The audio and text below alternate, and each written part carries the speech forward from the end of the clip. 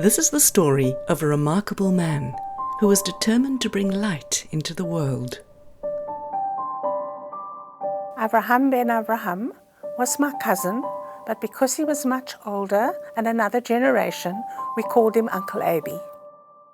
Blind since early childhood, he had to find ways to navigate his world.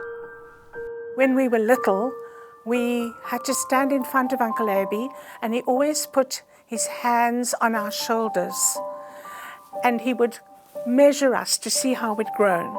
And he would touch our faces, and he would ask us sometimes, "What color are you wearing?"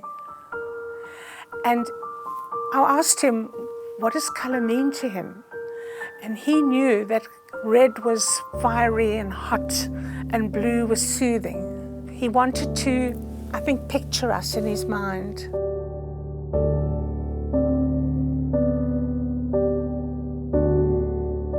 Officially, I'm Abraham, but they call me Abi. Abi lost both his parents by the time he was 5 and was brought up by his step-parents in Zastron, a small town in South Africa's Orange Free State. I don't remember seeing.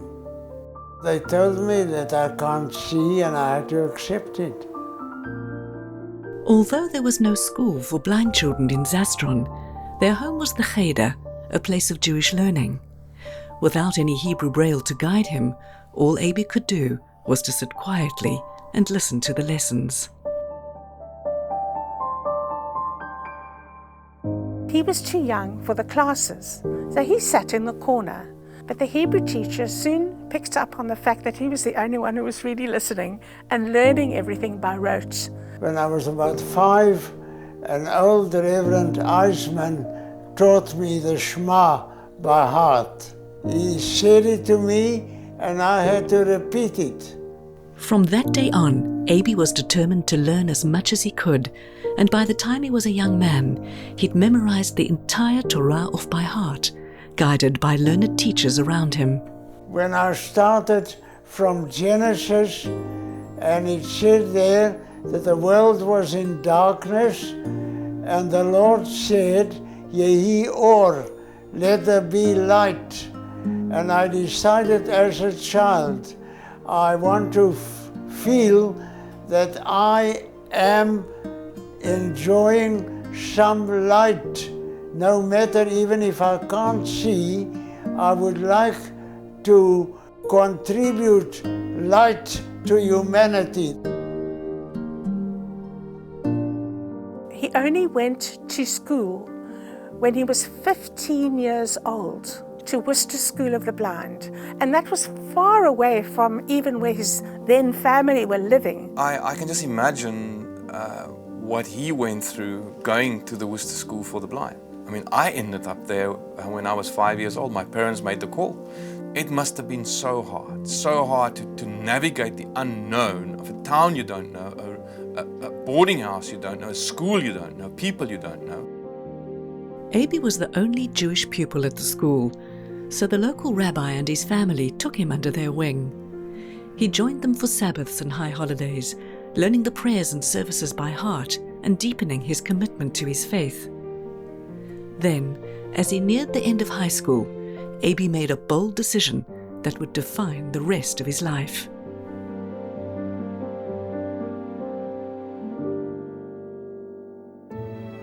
At the Worcester School of the Blind, they offered to teach him basket weaving, and he said, absolutely not, I'm going to earn my living by teaching Torah, and they laughed at him, including the family. They thought he was nuts, and they thought he was too ambitious.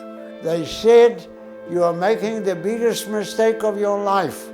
Who's coming to a blind person to learn for bar mitzvah? And which congregation will ever engage a blind person to conduct a service? He just knew that this is what he wanted to do, and nothing was going to stop him. Cantor Immerman must have had a tremendous difficult choice to make, to actually have the courage and the conviction to say, I am not going to be just any other blind man, especially when he had no ability to see the words on the text, on the pages. As a blind person, one could easily be suffocated by fear. I think he made fear his friend. With a young helper at his side, Aby travelled to far-reaching communities who slowly came to trust in his remarkable abilities as a cantor. He settled in Oudtshoorn for 15 years and then headed to Cape Town, where his reputation spread, and soon he became known as the blind cantor. It couldn't have been easy for him. He would stand on the beamer and he would lead the services. He didn't hesitate. There was no fear or apprehension. You could see the conviction and the self-security that he had. I conducted the services at Claremont, at Maitland, at Mowbray. There was a Ponnever School. I went to Woodstock, Parow, at Belleville, at the Strand. He used to get around Vredehoek in town all by himself. It must have been jolly difficult, but he was very, very positive about life and very determined. Cantor Immerman was one of those sort of people that was instantly recognizable in our community.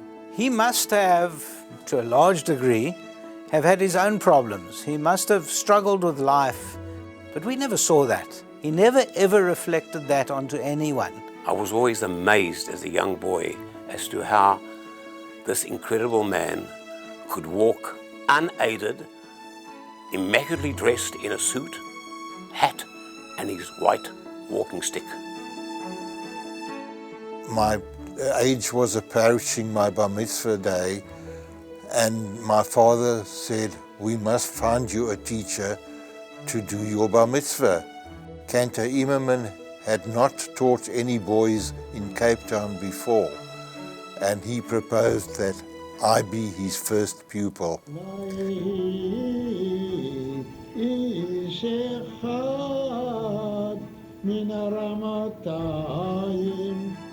We had a little book, so the bar mitzvah portion was inside a book, and he knew the exact page, the exact paragraph. He would say, turn to page 16 and paragraph 2, we're going to do that one now.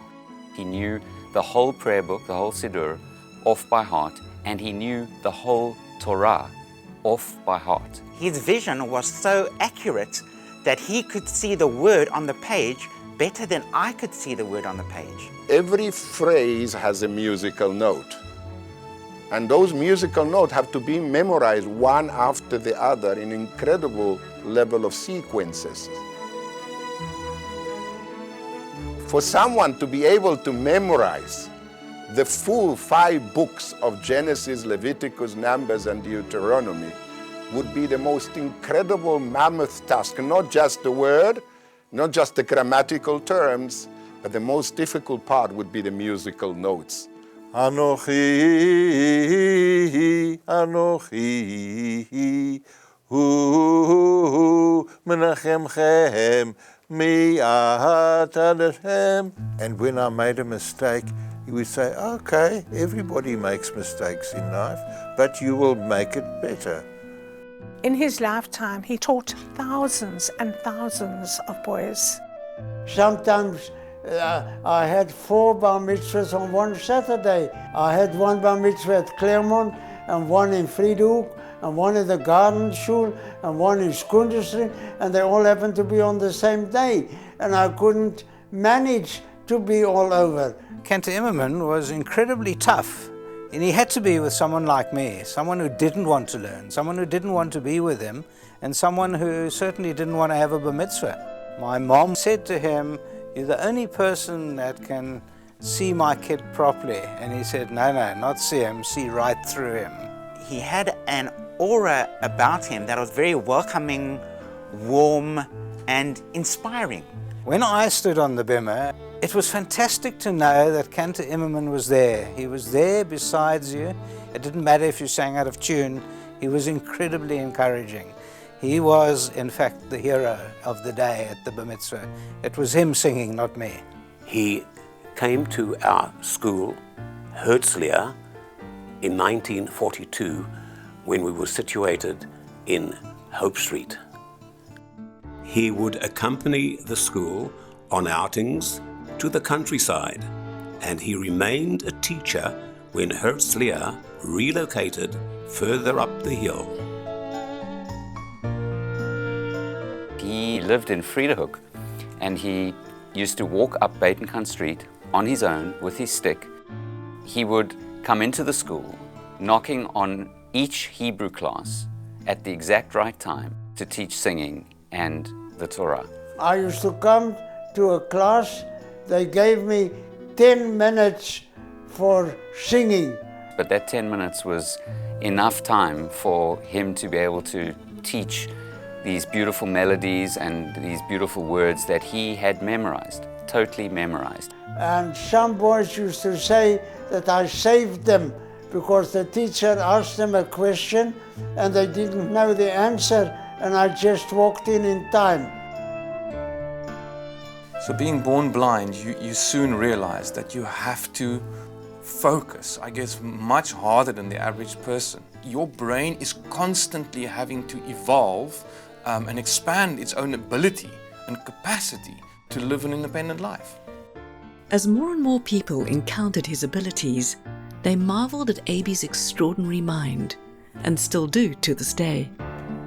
I depended on my memory, and I tried to develop it. I believe that his mind became his best friend. It became his book of reference. It became the way he used it to interact with people. And I think what also made people feel so great was the fact that he remembered them. Years later, he would bump into me, tell me my name from the intonation of my voice, exactly what portion it was that I sang, and how I behaved. I don't know how he did it. He would say, "Oh, you so-and-so. Yes, well, you were born on so-and-so, and you remember his date of birth. It's unbelievable." If you didn't want to greet him, you didn't have to, because he wouldn't know you were there. Yet everybody streamed towards him when he was at the function, because his inner light shone upon everyone else. He attracted love and companionship too, marrying Nora and then Pauline and surviving them both. Abi never had any children of his own, but left a powerful gift for all of us, that despite darkness in our own lives, the light is always there. In our mystical belief, we know that every human being is endowed with an inner light, an inner splendor. And there are very few people in this world who are able to take that inner light and allow others to actually see it. Now, Cantor Immerman had that incredible ability. Vision is not about how well you see, it's about what you see. And Cantor Immerman saw the ability to serve people and help people, and dedicated his whole life to that, despite being in what most people would think would be a very dark situation. Not only did he see right through me, he saw what was shining from me. He managed to take that little bit of brightness that I had at that age, despite the fact that everyone thought there was a lot of darkness with me. He saw that, and whatever shone from him then reflected onto me, and it made me shine. Leonard Cohen said in one of his songs, "There's a crack in everything. That's where the light comes in." I cannot imagine my life as a blind person without light. But I guess light for him was the one thing that kept guiding him through his life. Cantor Immerman was my friend, and I feel very proud actually to be able to say that. He modeled a resilience and a fortitude that I've never seen before. He could see what most of us couldn't. He had a formula. He had a gift. He taught us positivity, and he was an absolute mensch. He also said that nothing is impossible if you really want it to happen, and that's how he lived his life. There are people who are sent to this world to light our way, and he was one of them. His legacy and his example really can help us to get past the darknesses that we have in our life and move to the light. He was the most seeing blind man that I've ever encountered in my eternal life. I believe that there is no such a thing as darkness in the world. There is light, but you've got to look for it, and you've got to search, and you've got to do everything in your power to bring happiness to humanity. That should be your aim in life.